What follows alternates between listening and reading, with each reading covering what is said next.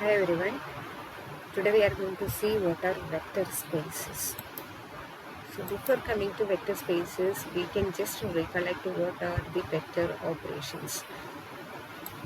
We know that vector addition is possible. That means I can add two vectors and the result will also be a vector. And I can multiply a vector with a scalar value. That is lambda into x will give you another vector. Lambda is a real number. And we call this first operation vector addition as an inner operation and the scalar multiplication as an outer operation. Let's see how it comes. When we take this vector addition in the vector set, we take two vectors and we add them and we get the result in the same vector itself. So both the operands and the result are there in the same set V. So we call it as an inner operation. This is an inner operation. Both the operands are inside and the result is also inside. And when we consider the multiplication, scalar multiplication, we multiply the vectors with a real number.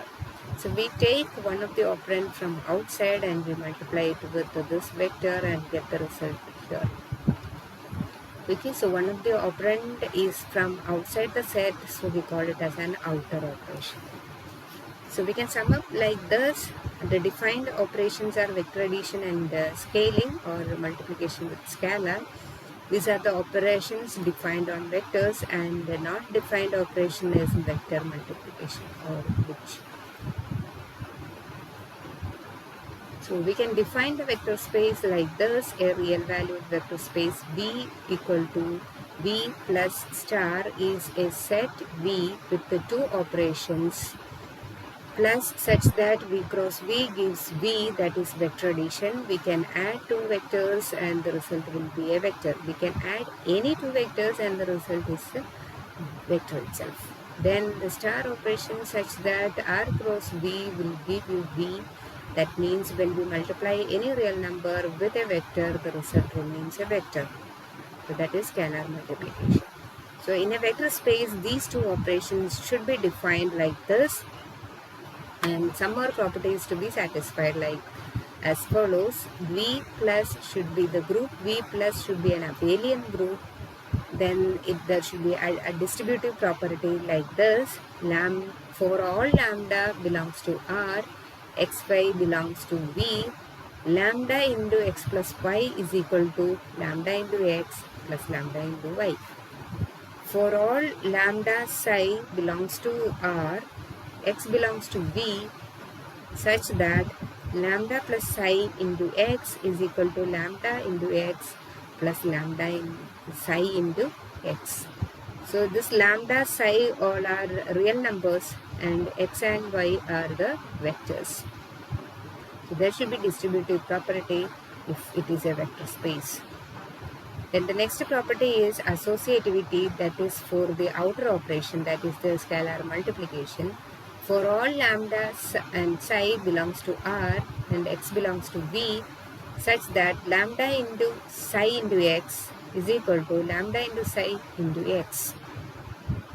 Then the neutral element with respect to the outer operation or the scalar multiplication is 1. That is, for all x belongs to V, 1 into x is equal to x. So 1 is the neutral element over here. So that is a vector space. So vector space is basically a group, and over the group we are defining the scalar multiplication too. So the group should be abelian group. V plus is the abelian group, and over that group we are defining the distributivity and associativity for the scalar multiplication and the neutral element as 1. So that is vector space. Then the neutral element for the abelian group V plus is the 0 vector that we have seen earlier. And this inner operation is called the vector addition, that is plus operation is called the vector addition, and the outer operation is called the multiplication by scalar.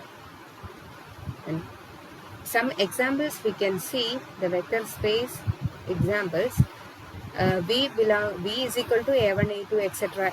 An belongs to Rn. Rn represents any vector set with n elements. So in that case, this V, the group V plus star is a vector space because it satisfies all the properties like V plus is an abelian group, and it has distributivity, associativity, and there exists a neutral element. So it is a vector space. And when we take V as a two-dimensional matrix like this, A11, A12, etc., A1n up to M1, AM2, etc., AMn, which belongs to Rm by n, it also a vector space. You can just check it out whether these vectors or these matrices satisfy those four conditions.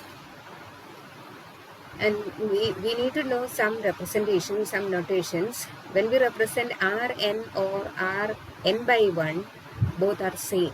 When we say R by n, that always says vector with n elements.